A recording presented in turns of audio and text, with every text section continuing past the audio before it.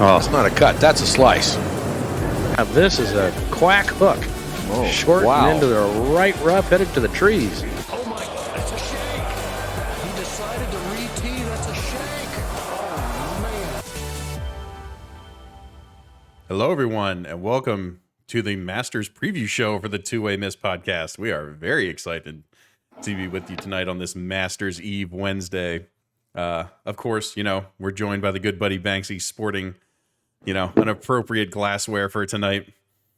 And his hair looks really good. Make sure you tell him in the comments how good his hair looks. But Banksy, how you doing, buddy? I'm doing great. I'm doing really, really great. And you know why. Yeah, I do know why. It's going to be the first thing we address tonight. This is, up there with my Tyrese Maxey take from the Fixated podcast. I was very wrong about Tiger Woods not playing in this tournament. I didn't think it was, I don't know. I just didn't think it was going to be the right place for him to come back. And again, he has proven us wrong. Do you want, take a victory lap here? What do you have to say about this? Well, I can tell you've never been more happy to be wrong. That's very true. Your life. Which we've stated, but doesn't take away the wrongness. I just think Augusta was on his mind. I don't know how far back. I don't know if it was before the Father PNC or it happened afterwards. That was on his mind. Yeah.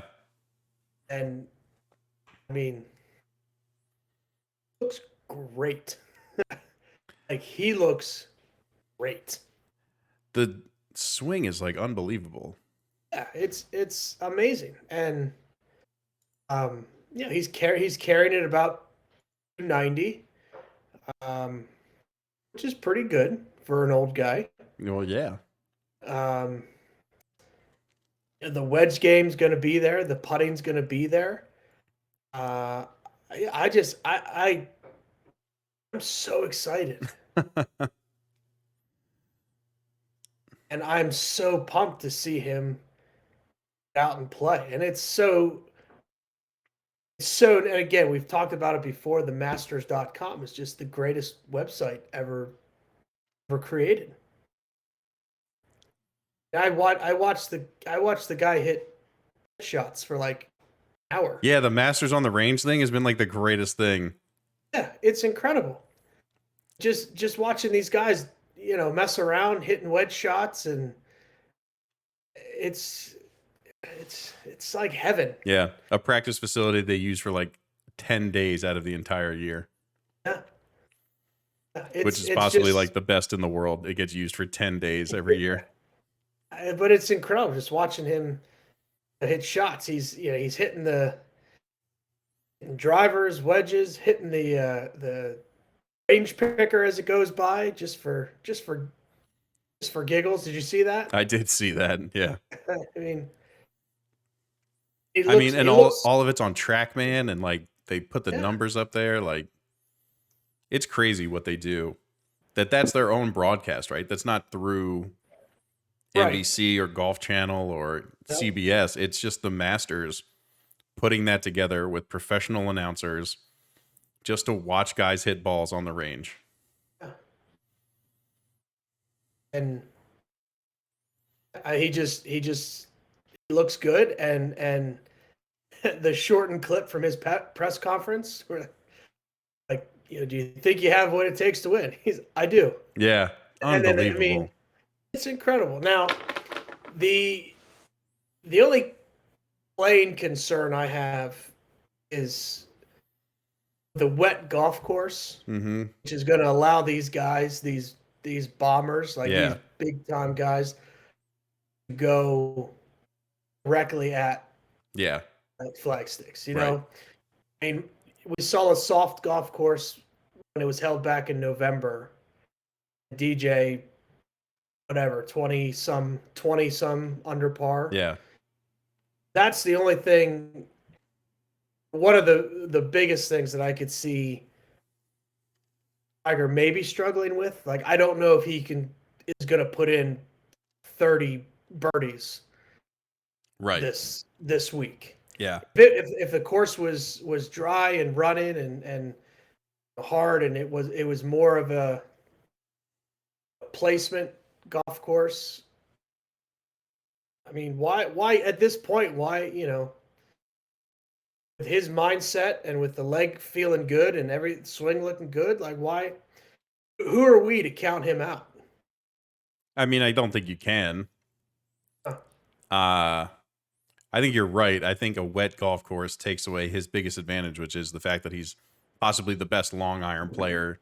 He is the best long iron player to ever live. So whereas your average tour pro might be at a disadvantage hitting, 5 through 7 iron, if these guys are hitting at these flags because the ball's not going to bounce, it's not going to run. If they hit it in the wrong spot, it's not as penalizing because it's going to stop. It's not going to roll off in these really, the good thing about Augusta is everything's cut. There's no tuft of rough around the greens that's going to stop the ball like a usual PGA Tour course. There's all those runoff areas that are mowed really tight. And that's what makes it really difficult. But if these guys are confident that a 7 iron, or a 6 iron is going to hit and just bounce once instead of hitting and bouncing 4 or 5 times, then it takes away some of his advantage. I mean, and especially because they lengthened 15, which was the whole point of it, was to get wedge out of these guys' hands. Like, they were just hitting it up to the top of the hill or even past the top of the hill, and have a 9 iron instead of 6 iron. And they lengthened 11, right, as well. But yeah, and they again, I don't know 100% what the weather is. I know they got rain today. Right. It's going to get, so, I mean, of course, that might not be a factor, but that was my only kind of situation where he's got to go out, make 20, 25, 30 birdies. Yeah. I don't know if that's... I mean, I'd love to look this up. I don't know if Augusta has like that sub-air system, which allows you to like suck air. I would imagine with all the money they make, that why wouldn't they? Yeah, I think they do. But they'd at least be able to keep the greens hopefully as firm as they want them to be. Right. I mean, typically the greens aren't running. They're not running US Open stimp. They don't run 14, 15. They run 11, which is still, high. Yeah. But it's about the undulation of the greens. It's typically not that they're absolute lightning.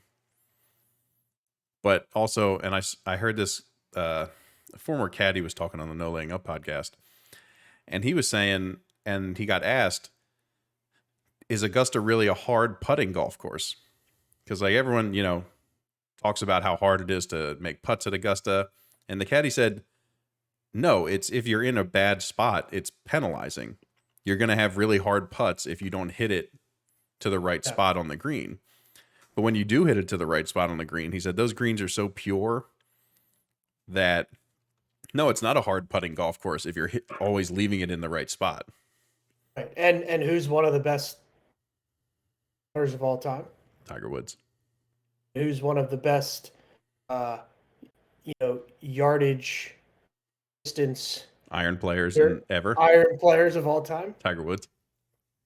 And who knows the course better than just about everybody in the field? Yep. Tiger. I don't know, but it's, I said this last week, it's so funny how fast we go from, he's not going to play. Can he even walk the golf course? To he might play. To he's going to play. Holy crap, can he win? To is he going to make the cut? Now, here we are Wednesday, and you got people, no matter what off channel, ESPN, podcast you listen to, Tiger's going to win. Is Tiger going to win? Like, we've literally gone through all those steps in the last month. Going from there's no way he's going to play, making the cut, to now winning. And then he throws that that confidence out there. Like, yeah, I can win. Sure. Right. It's awesome. It's so great.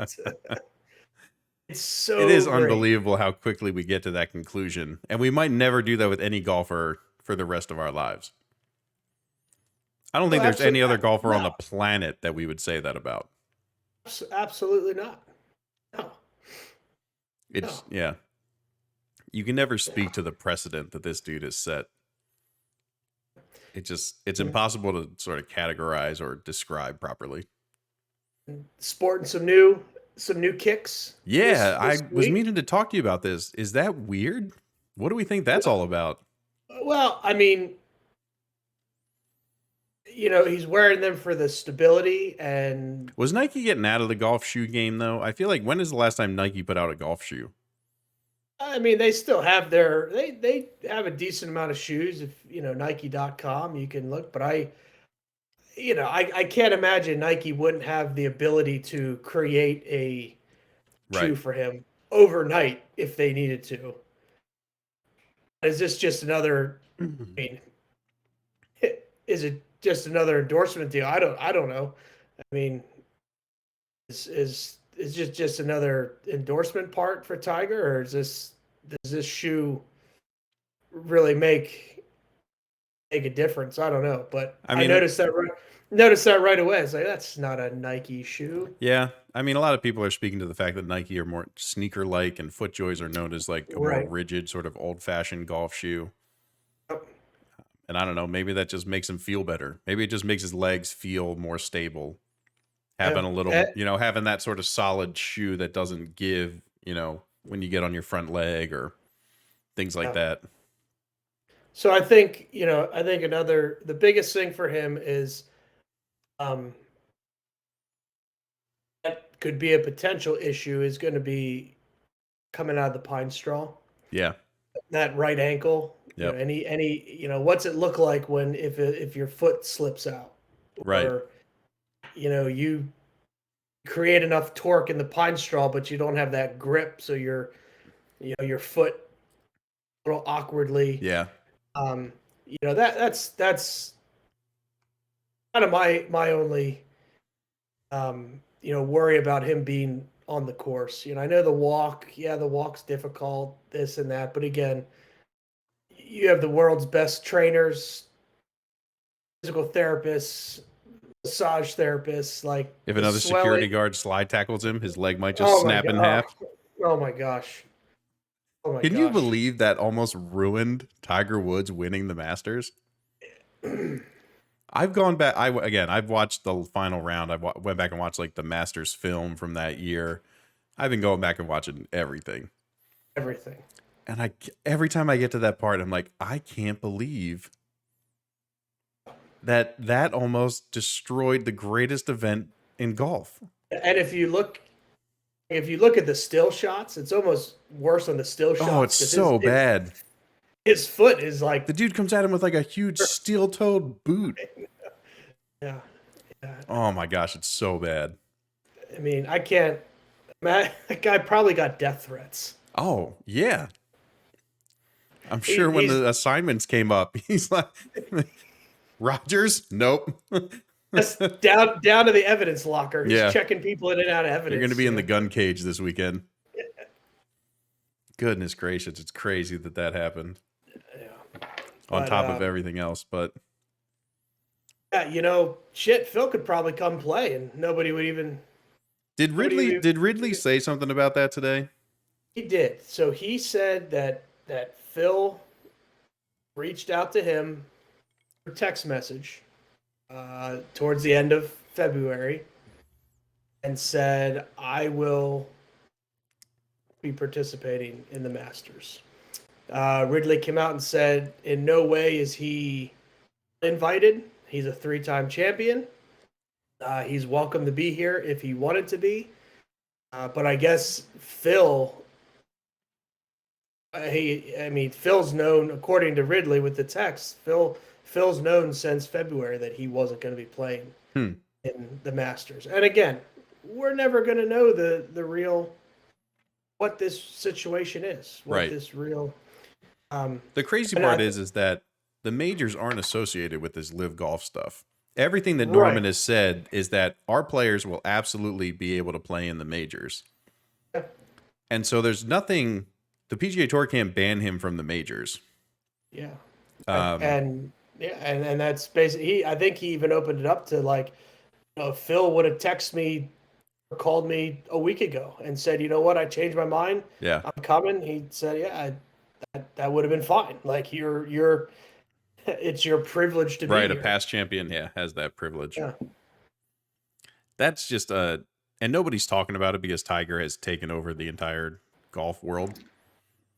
But it's Yeah. still crazy. Outside of an injury or something, it might be the first time that a Masters past champion has just said, I'm not coming. I mean, we know there have been plenty of them that have gotten older or just been injured or things like that. But a guy that just won a major last year, Yeah. even at the age he is at, deciding You know- to not play is wild. When he's loved at the Masters. Oh yeah. I mean, so physically healthy, but mentally just not there yet. Right.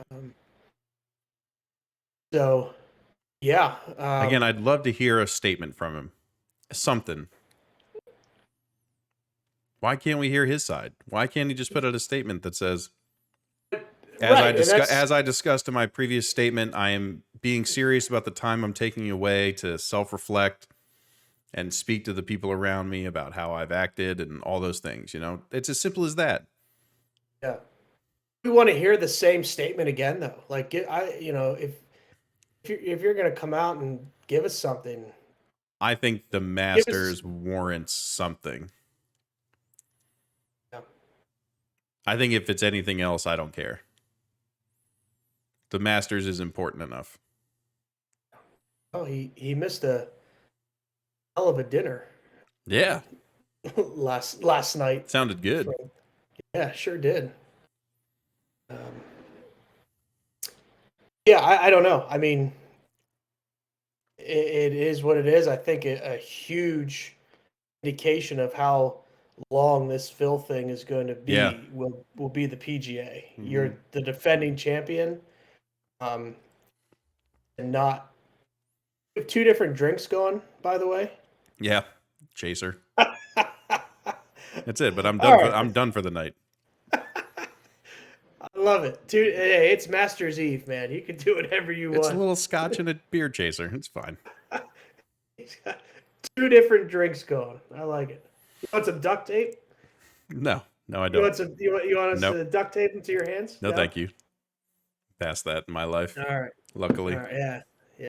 We'll see. Yeah. I mean, where else are we? Like, what else is there to talk about? I don't Nothing. know. There's a lot going on. It's Tiger. And Yeah. what time does he go off tomorrow? 10:34 with Who's he playing with? Louis Oosthuizen and Joaquin Neiman. Oh, Not okay. not the most exciting pairing, if we're going to be Yeah. honest. Yeah, that's interesting. That is an interesting pairing. Yeah. Louis is always a good time, though. Yeah, he'll be T10 by the time we're done talking about it. Well, yeah, tied for first going in. No, right. Going into Sunday, and then he'll end up top 10. Yep. Top 10. Yep. Yeah. Just like Paul Casey will somehow make the top 10 out of nowhere, even though he backed out of every match of the match play. All right. You want to go through some odds first? Yes. and Yeah. talk about- Yeah. Again, we spent the first 20 minutes talking about Tiger as it's warranted. But let's get into everybody else. Let's get into the tournament here. Okay. So the plan for tonight, listeners out there, is we're going to go through some betting odds. We're going to talk about each of the top 10's chances in our minds of winning this thing. And then we thought it'd be an interesting way to get everyone either re-familiar with the course or familiar for the first time with the course. We're going to go hole by hole. We're not going to go too deep in, we'll go deep into the ones that matter and the ones that are famous. But, just to give everyone a course layout, a way to get a sense of the holes.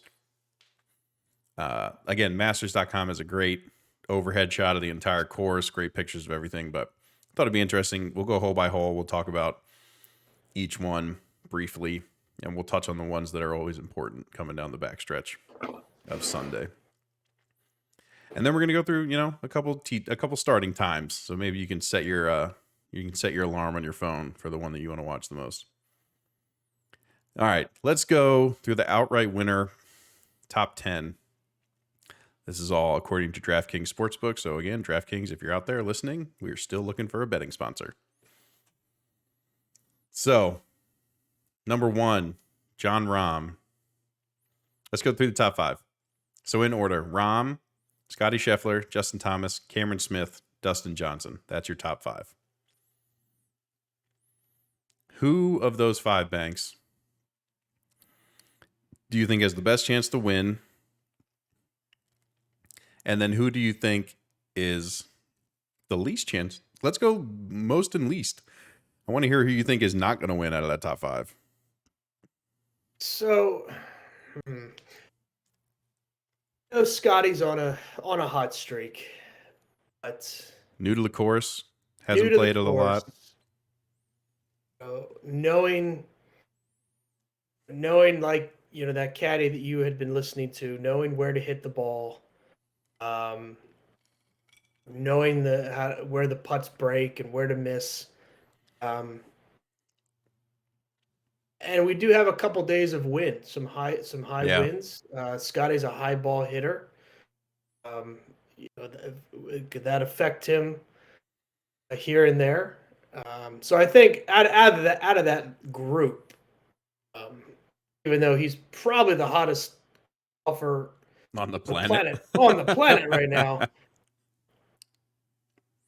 I'm probably giving Dustin Johnson more credit than he deserves, but I'm going to take Scotty out. Okay.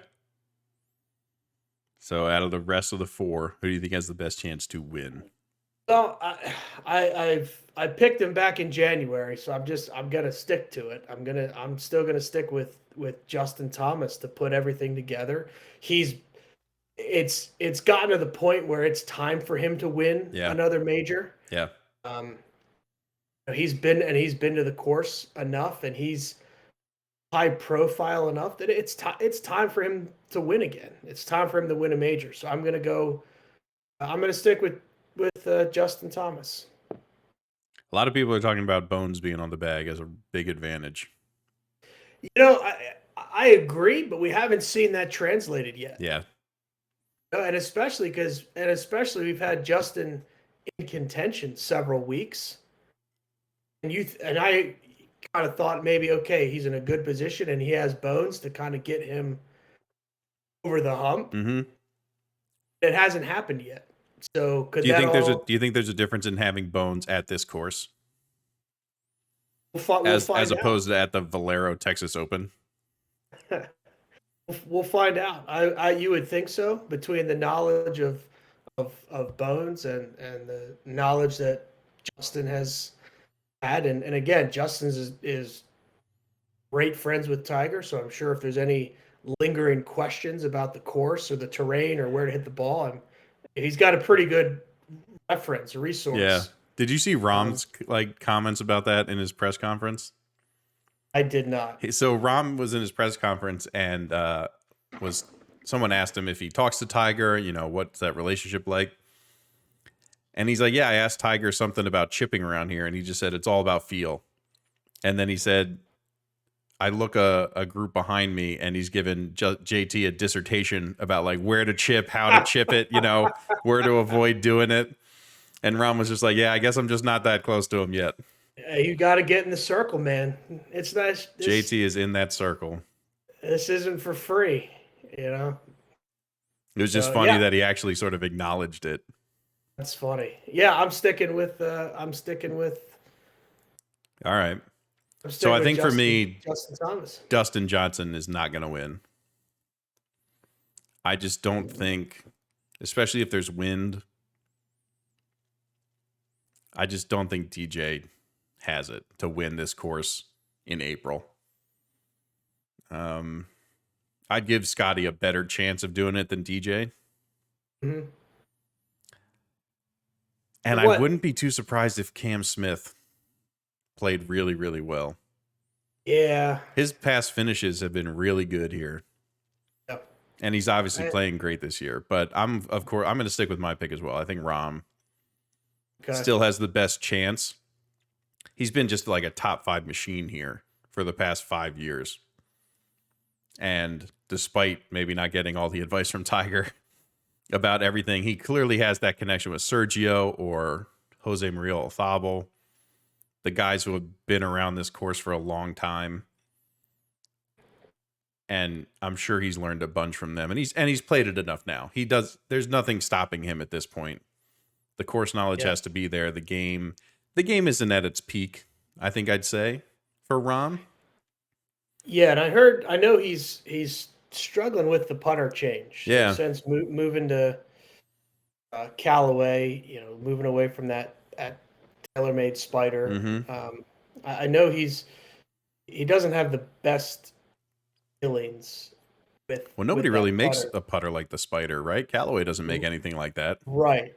So I know he doesn't have the best feeling, and coming to a golf course where you do have a lot of undulation in the greens, that could play a factor. And then Dustin Johnson's been showing up every tournament with 9 different putters. Yeah.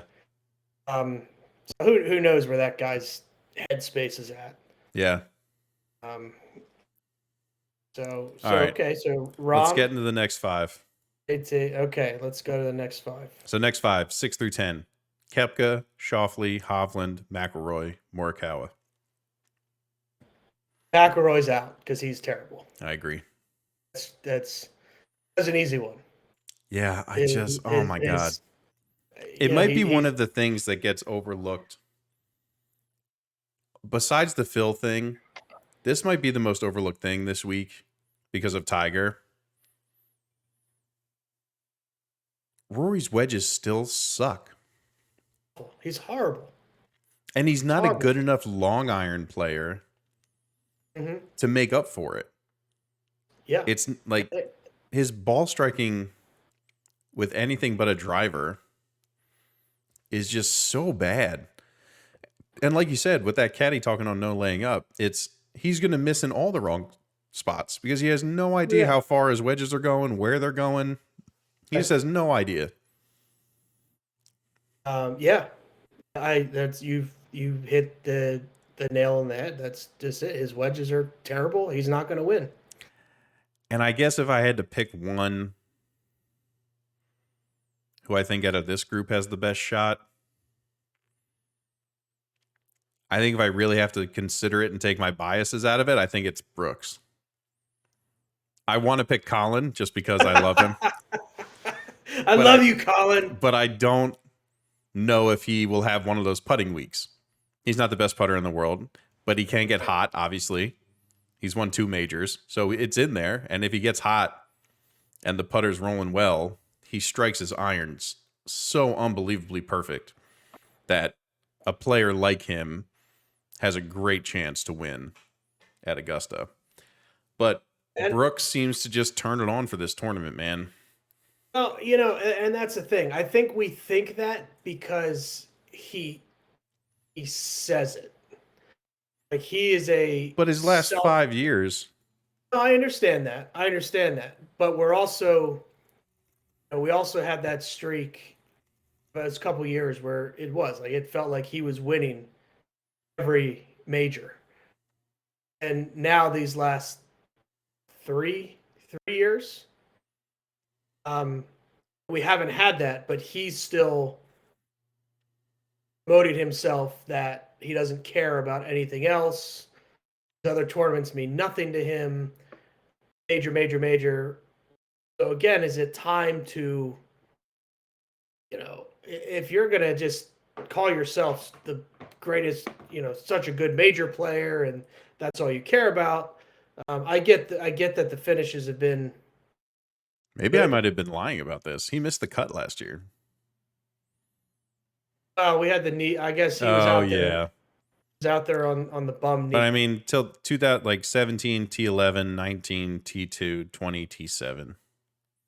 So Again, I think I'm it's switching just my Brooks. pick. I'm back to Colin. Yes. I'm sorry, Colin. I shouldn't have. All right. I shouldn't have doubted you. I'm I sorry. apologize. I'm sorry. Yeah, I think the Brooks thing is just because that we just hear that from him all the time. Like, I'm gonna win. I'm gonna win 20 majors. I and, thought there you was know, 2 more years of top 10s in there. If I'm going to be honest. He manipulates the media a little bit where we think it's been better than it has. And I get the whole knee, are you injured? Are you not injured? Whatever. If you're going to continue to be that player that says you don't care about Mhm. any other tournaments, and you're going to just win majors, and then you gotta do it. Yeah. Because we've seen this before. We've seen Jason Day go through that peak where he looked like he was going to win every golf tournament he played in, and then he's gone. We've seen it with Spieth where it looked like he was going to win every golf tournament he played in. Dustin Johnson, but then they go away. Yeah. Other than Tiger, so I think it needs to start living up to as much as he's running his mouth. I think. And that's a lot more time than I wanted to give to Brooks. But I'm sorry I brought it up. I never should have strayed away from my boy. Yeah, well, I know. I was gonna say, who's your other boy? Xander's your boy too, isn't he? No. No, I'm with you. I'm with you on Xander. What's Homa? You like? Yeah, Max Homa, I do like right? Max Homa. Yeah. He's not gonna win. No, I don't think so. This is only his 2nd year ever playing, I think. Yeah.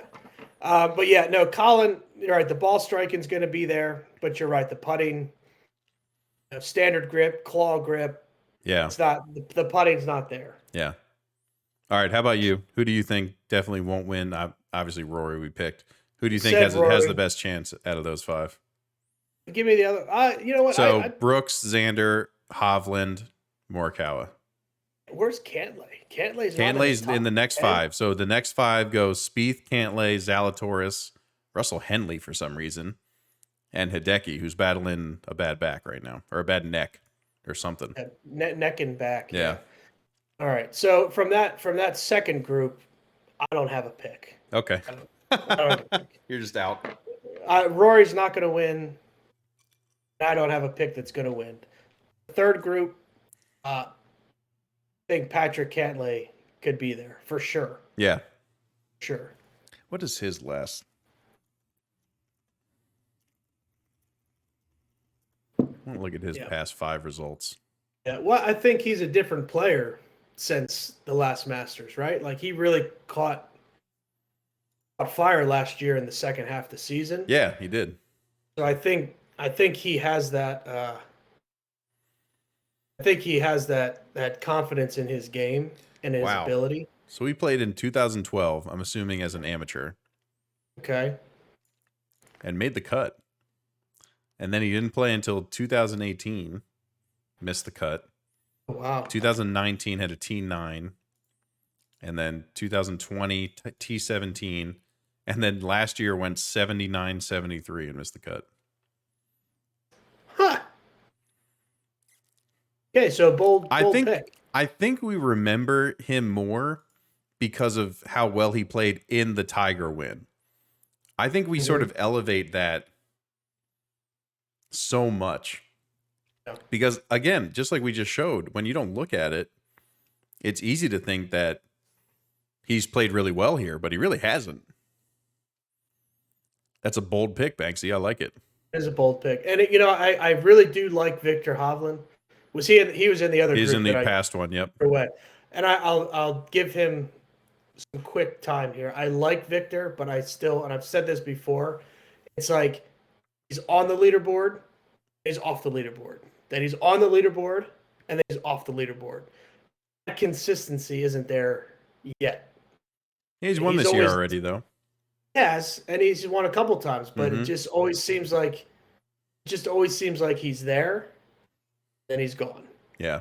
All right. What? How? All So right. I think we got to talk about him. What do you think about Spieth? I just I don't like it. I'm still watching him miss a lot of really short putts. Yeah, it's really weird. Like not like lip outs, like missing Yeah. like Did you see that 3 missing putt the from hole. like 2 feet the other week? Yeah. Yeah, and we do and I noticed it in Hawaii, right? I Yeah. noticed it in Hawaii, and then you saw it. There's I mean he's doing it on purpose, but there's a little hitch in the backswing. Mm-hmm. You know, so he's still working on not only is he working on his main swing to still have those putting woes. And short putts at Augusta. I mean downhill or Yeah, right. left to right breakers, right to left breakers. It's He'd have to have one of those unconscious Spieth putting weeks. for Because like four you said, straight- he's for not four straight hitting days. he's not hitting it well enough to always put it in the right spots. So he'd have to have one of those everything he looks at goes in. Right. And you know, he's a great short game player, but you know, you can't hit it to you can't hit all those chip shots and pitch shots to tap ins Right. every time. Like Right. you're gonna have to make those 5 3 to footers. 6 Yep. footers. Yep. Yeah. And he's missing a lot of Yeah. putts. Like to the point where I'm surprised that he hasn't. Maybe he is in his practice rounds or at home, but I can't believe he hasn't gone to a different putter. Maybe tried a conventional grip. You know, he's still doing putting cross-handed. He still Yeah, has right. his putter from when he was 16 years old. I can't imagine he's not, or I can't believe he's not messing around with different equipment. But he's missing too many short putts. It's Mhm. just it's unfortunate. But no, Spieth isn't gonna take the title this Yeah. week. I think after you get past Tadeki, there's really I don't think that there's anybody that you would look at that you'd say would have a good shot. It'd have to be, just one of those Tiger. miracles. Where is Tiger? Like where He's next. He's in the next 5. All right, he's my pick. I'm picking him. So Out of the next- out of the next 5, it goes Shane, Lowry, Tiger, Berger, Bryson, Louis. I picked Tiger. I agree.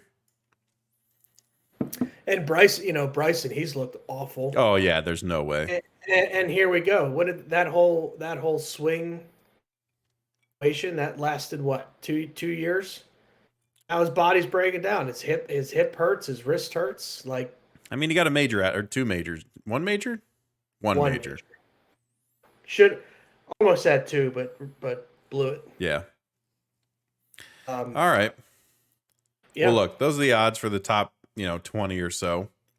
They're always interesting to look at. I think nowhere else like Augusta does chalk sort of rise to the top in those odds. And and it gets said over and over again by a lot of people much smarter than us, that course knowledge is such a factor that these guys who are only coming in for maybe their second year, even though Scotty Scheffler is the hottest golfer on the planet, there's just a certain level of familiarity that you have to have with this course in order to have a chance. So it's always an interesting equalizer for all the guys who might not be playing that well. You always give them a little bit more of a shot if they've played at Augusta the past 5 years or so. And some of these guys that have been getting a lot of attention, bigger crowds. It's all this Tiger effect too. Yep. Some of these guys are going to be playing with what looks like 5 people. Yeah, right. watching because they're all going to be 6 deep for Tiger. So Yep. that could help. A little less pressure. You're just kind of out there playing by yourself, taking a nice stroll. Mhm. Well, Tiger's taking all the attention. So Mhm. who knows? It's going to be a great freaking week. Yeah, it is. All right, you want to run through the holes? Yeah, let's do it. All right. I like that, and I have. So if you have the Again- masters.com pulled up, we can. Yeah, so and back to Masters for people that don't have I'm fully planning on watching like 8 hours of golf Oh yeah. every day Mm-hmm. for the next 4 days. Yeah, people that don't have that option or don't want to do that, masters.com, go to the video section. And is there anything more cool than watching an entire round of golf in like 6 minutes, where it's like Yeah. every shot of Tiger's first round Yep. in 6 minutes? Or the other good thing that you can do, download the app as well, because in the app you can go to the scorecard for every player, and when you click on a hole, it will show you every shot they took on that hole to get that score. Right. Yeah. Oh, yeah. It's unbelievable. So cool. Like if you stepped away and you missed a birdie from whoever, you just jump right back on it. You can watch every shot. It's fantastic. It's awesome. All right. So number 1, par 4 up the hill. Yeah. Straight, but got to hit a good tee shot to get a good look at the green. Most recognizable, I'm sure, for most people. It's a great opening hole. It is. Because it requires you still to be, because if you go up the left side into that pine straw or anything like that, it's a tough second shot with that bunker guarding the left side of the green. And then guys are starting to hit it into that bunker at the top of the hill. The right. Yep, up the right. The right side. Exactly. Yeah, Yep. that's a tough carry. It's hard to carry that bunker. I mean, there's not a lot of guys who can, but a lot of guys have started hitting it into it. And that's, again, a tough shot around those trees that are just over top of that bunker. And then number 2, the big par 5 down the hill, the home of Louis' Albatross. And hole 1 is named T Olive. Thank you. Yes. Number 2, the big par 5, back down around the hill, down to the left. Louis' like 3-iron Albatross is where that happened. 575. So again, very much downhill. So guys always have a look at it as long as their drive doesn't go too far right. It's a really neat hole, especially when those guys are hitting their second shot. Yeah, the view from the back of the green, seeing those guys all the way up there. Yeah. Awesome. And that's another bunker down the right that's difficult to carry, to get over. And left obviously goes back into the trees. So, right. Pink dogwood. But yeah, great second shot. That view down the hill is awesome. Number 3, I think a lot of people forget. It's not one that a lot of people remember, to be quite honest. The flowering peach. That's right, the flowering peach. So this one, again, goes back up the hill. Lots of bunkers on the left side in the fairway. 350, so not long by any means, but the thing that protects it from, it's still a driver wedge, but the uphill nature of it makes it maybe a pitching wedge 9-iron instead of a sand wedge. It's a tough green. Too. It is. So it's surrounded by a lot of bunkers.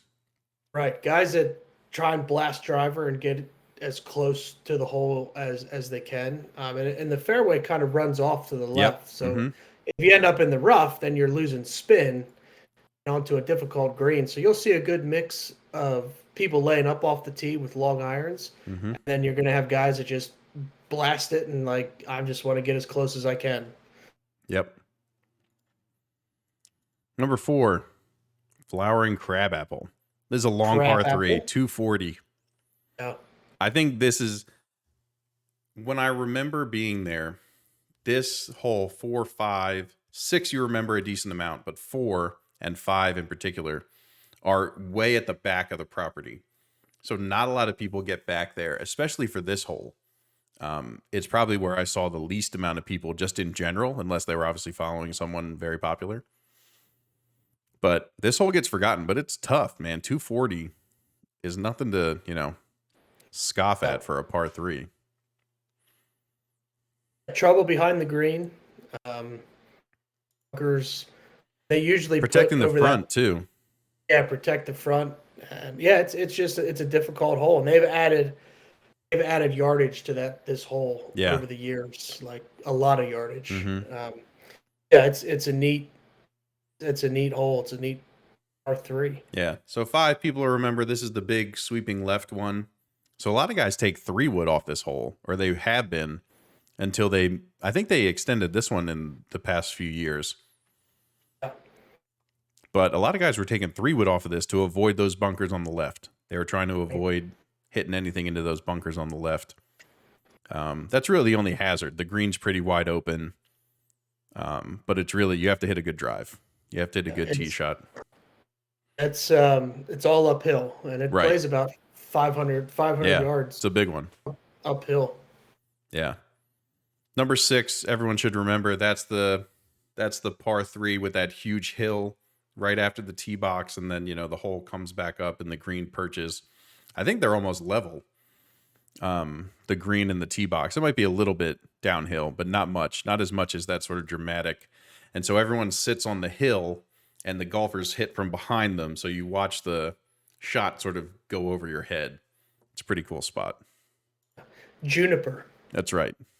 Hole 5 was Magnolia. I don't know if we said it or We not. didn't, but thank you. Yeah. So a little downhill, 180.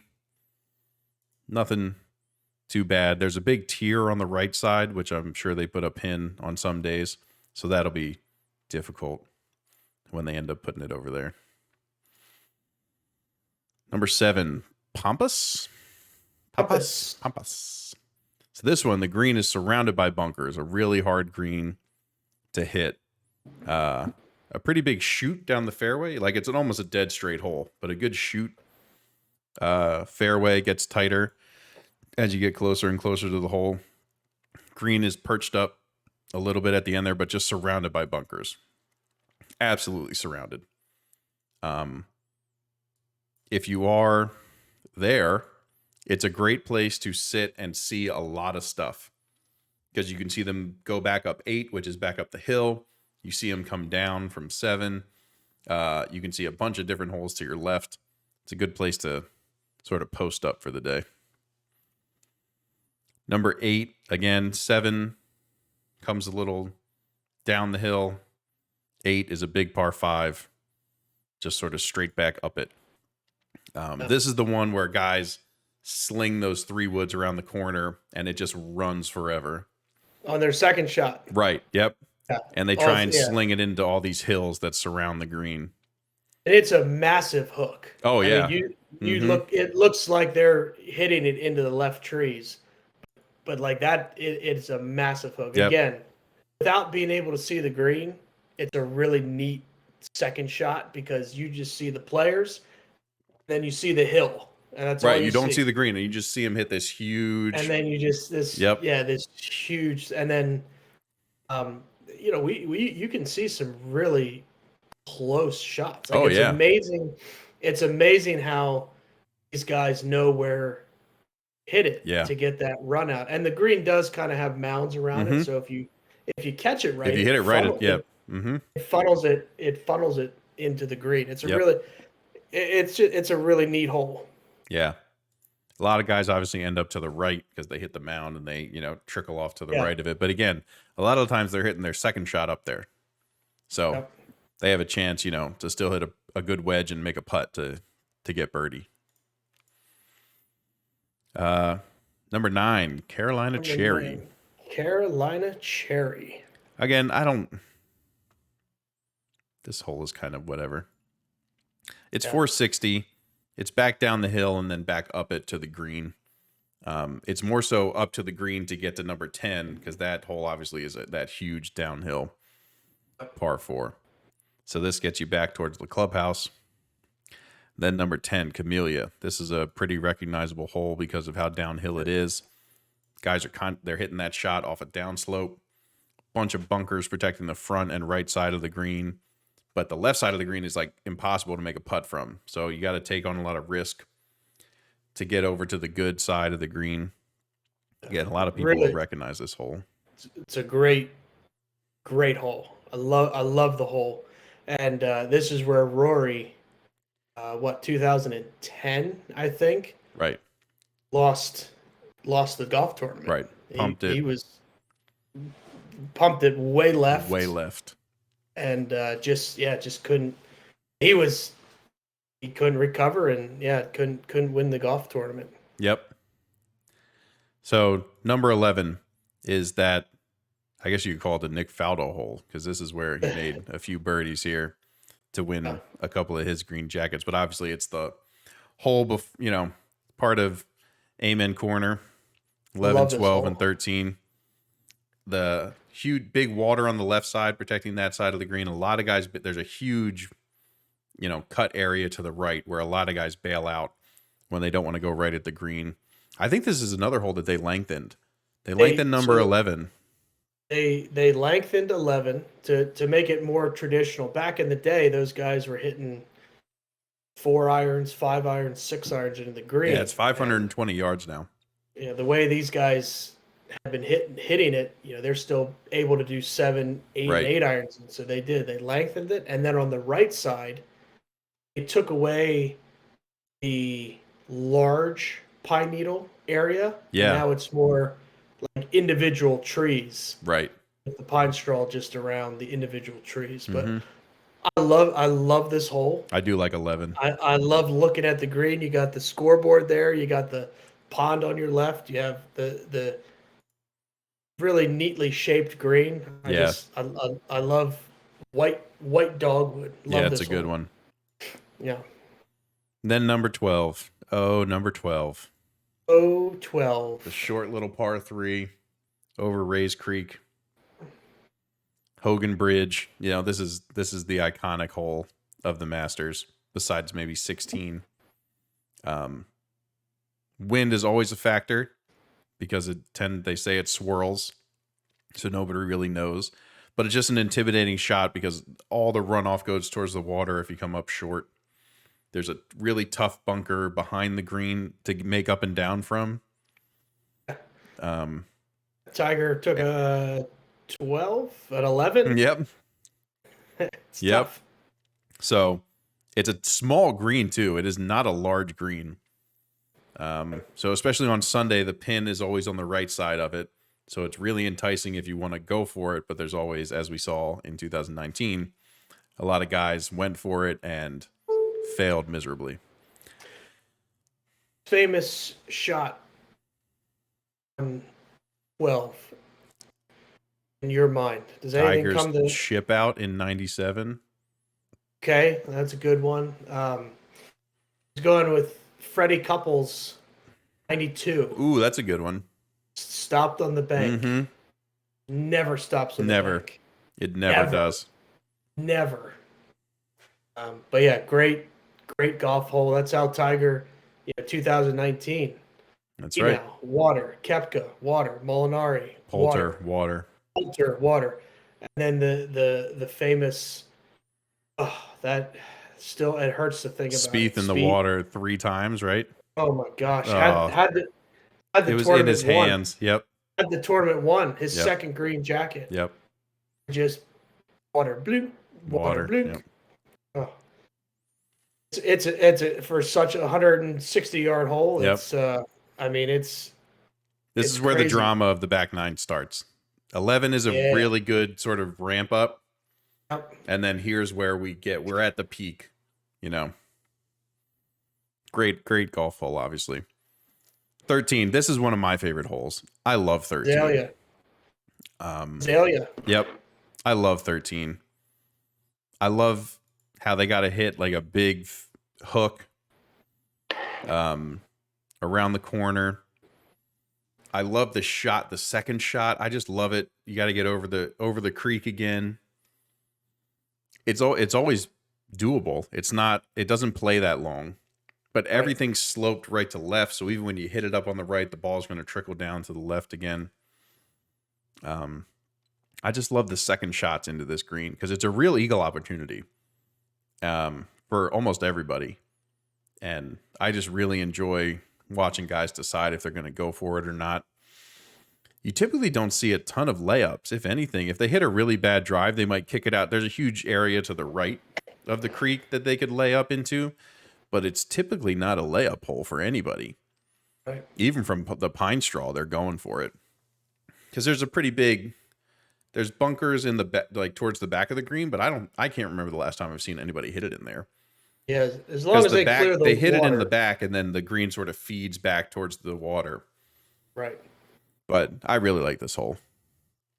Again, if you've watched the Masters more than a few times, you're going to recognize this one.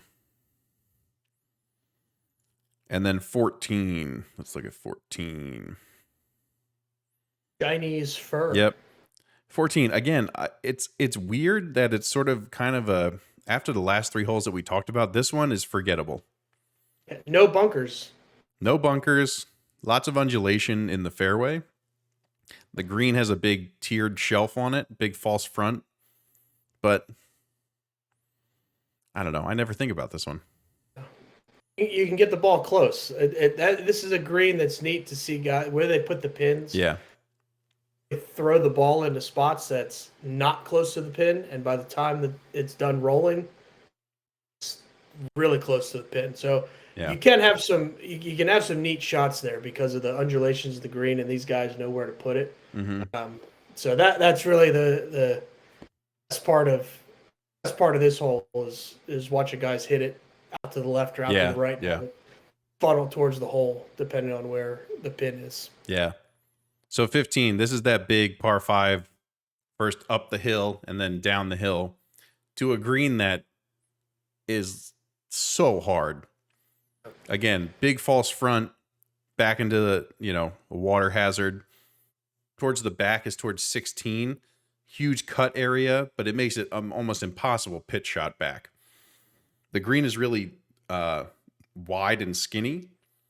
So it's a place where these guys are hitting long irons, into a green that's really, really difficult to hold if it's firm.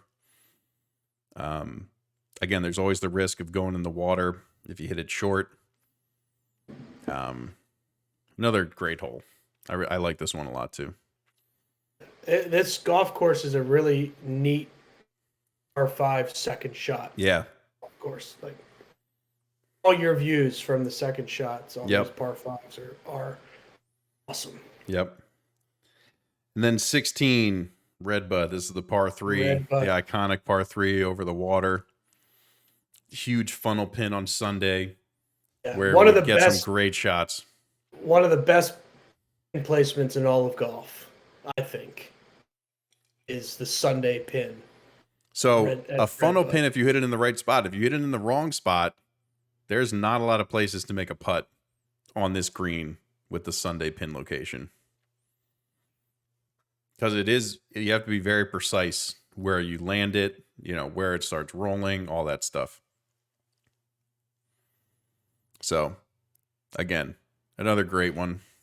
Yeah, they're hitting 8 iron, 7, 9. Yeah, 9, 8, and 7 170, 8 iron, I think. Probably some guys for 9 iron, depending on the wind. But great hole. Obviously, the location of the chip is all we'll need to call it. Yeah. 2005. That's right. And then 17, a pretty straight par 4, back up the hill. A tight fairway, so you definitely have to hit a good drive to get a chance at it. But coming off 16, this is just a hole that guys just sort of try and hold on. Just like, all right, let's just play this hole well, get it up there. I think it's a good little test after that shot you have to hit on 16. Yeah, and the most recognizable thing of 17 is the Eisenhower tree, which is no longer there. Yep. That was damaged in a storm and had to be removed. But that's kind of that hole's claim to fame. Yep. And then 18, the classic finishing hole, big shoot, driveway off the tee, goes up the hill and to the right, bunker on the left, which a lot of guys end up in. You have to hit a good little fade to get into a good spot. And then again, a little 2-tiered green. The Sunday pin is always on the bottom tier. So a lot of guys use the backstop, and try and trickle it back in. I think a really good finishing hole because it is. It's a tough finishing hole. Yeah, you have to hit a really good second shot to have a chance to make a birdie if you need one. Yeah, and even going back to 2019 with Tiger winning, I mean, he took bogey on that hole. Well, Yeah. I still can't figure out if that was second shot was weird. strategic. Yeah. I mean, the shot from above the tee box and behind, Yep. just to see that shoot looks Yeah, about it does. Yep. that big. Yep. And then bunkers down the left, and then nice two-tiered green. It's a great finishing hole. Absolutely. Really good. Woo! Oof. Y'all Not hot, gonna sleep. y'all hot and bothered now? I'm not gonna sleep tonight. I got so much adrenaline. I'd go out and play right now if I could. I love that. All right. So first tee time started at 8 a.m. tomorrow. You got to scroll a little bit through till you find anything that's pretty decent. I think the first decent pairing is at 10:12, Kisner, Berger, Fleetwood. I think that's a pretty good one. After that, DeChambeau, Cam Smith, Paul Casey, another good one. 10:34, LT Gray. So set your alarms, boys and girls, for LT Gray. He'll be on one of the featured groups. I would imagine. Next one is Hideki, Justin Thomas, and like top amateur. So obviously the past champion always plays with the top amateur. Next one's not bad after that. 10:56, Scott, Scheffler, and Finau. It's not bad. Ooh, that'll be fun. Oh my gosh, that poor guy. We talk about Spieth, but I'll tell you what, Adam Scott, that is the most sickening pit in my stomach watching that guy putt. I know. It's sad, like his ball striking, his swing. Oh my God, it's so good still. 10 out of 10. Mm-hmm. Putting's like a 3. Yeah, it's just he just has never figured it out since they took the belly putter away. It's so bad. Yeah. I mean, then after that, I'm looking at him. It's like, what interests me? All right, 130 is Dustin Johnson, Horschel, and Colin Morikawa. That's not bad. After that is Zalatoris, Cantlay, and Rahm. That's a good one. That'll be the afternoon featured group. And Dustin's going to be 40 yards ahead of both of those guys. Yeah. That'll be interesting. Yeah, that'll be a good featured group. Or the two will probably be that, and then right after that is Spieth, Hovland, and Schauffele. That'll be a good one. Yeah, that'll be good. I'm really curious to see how Dustin Johnson responds to just not playing well. Yeah. Not playing well. Now you're a former Masters champion. I mean, you have to think in his mind, everyone talks about how you have the green jacket with the asterisks. Right? Yeah. The And only person to win it not in April. Yep. So he might not care about anything, but I would imagine that has to do something. And then last group of the day, Matthew Fitzpatrick, Brooks Koepka, and Rory McIlroy. 2:03 Eastern. Interesting. It is interesting that they're going off so late. I mean, obviously they stacked the last four groups of the afternoon. Yeah. Hey, if you go and look at the picture from the champions, Yeah.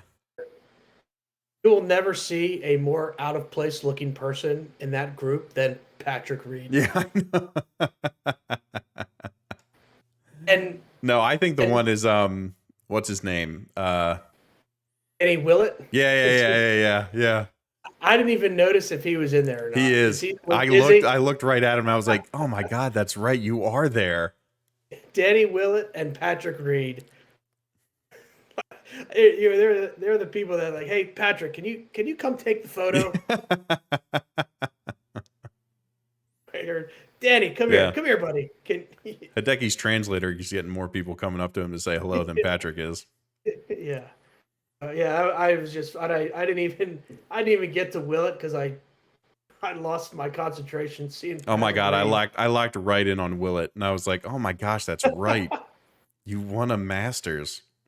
That was the Spieth year, right? That was the Spieth Mm-hmm. the Spieth collapse. That collapse on 12. Yep, that was it. Yeah. Yeah. That was it. Oh man.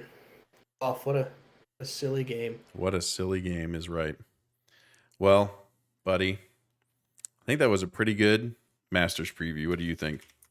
I enjoyed myself. So I think we covered everything. Hopefully everyone enjoyed it. I know I did. But it was it's going to be really good. I'm excited. The fact that Tiger is actually playing is unbelievable. We're going to have a lot of stuff to talk about. We're going to have a lot of stuff to talk about next week. We'll be on the Twitter account at the Two Way Miss. We'll tweet, when something interesting is going on, or our thoughts about the tournament. If you have any questions about the Masters, shoot them to us in the YouTube comments. Send us tweet us back to the podcast episode on Twitter. Let us know. We appreciate everyone listening, watching, however you're going to take this in. YouTube videos have been doing great. Podcast downloads have been doing great. So we appreciate everyone sticking with us, and we hope that you enjoy this week, or these 4 days as much as we do, because this is it, folks. If you're into golf, there's nothing better than these 4 days. So we're going to forego our usual outro for the Masters music. So Banksy, if you want to give us the signature sign off, we're going to jump into the Masters music. All right. Let's talk to everybody. Reg's always a pleasure. Swing hard, everyone.